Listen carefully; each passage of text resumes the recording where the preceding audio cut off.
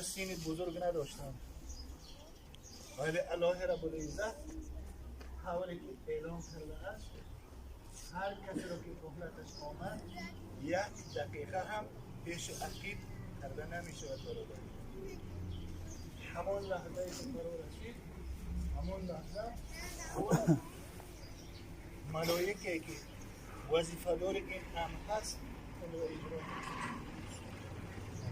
این برادری که در پیش ما و شما هست، قریب ما همه این کس رو میشناسیم. خیلی انسان خوب بودن و خیلی هم انسانی خودین بودن، برای مردم خدمت میکردن.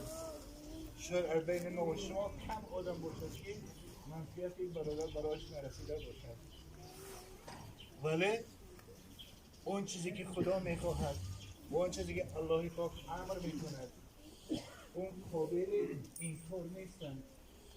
اون را خواهیم نخواهیم باید تسلیم شد، باید قبول کرد برادر. پس از خداوند پاک مسئلت داریم که الله رب العزت اهل خانواده‌اش را صبر جمیل عطا کند. آمین. فرزندانش را، نبیره‌هایش را، نزدیکانش را که از راه‌های دور هستند و نزدیک هستند، الله پاک با گذشتن این برادر برای اهل خانواده‌اش صبر حقیقی و صبر راستین را نصیب کند. آمین. زیرا که رفتن این انسان یا رفتن انسان از این دنیا نشانه قطع حیات دنیوی هست، ولی علامت این هست که حیات انسان از نو شروع می شود. مرگ مومن نشانه ناامیدی نیست، نشانه از بین رفتن دائمی نیست. ما مسلمان چرا از مرگ نمی ترسیم؟ به خاطر که وعده الهی است، حیات جاودانی بعد از مرگ است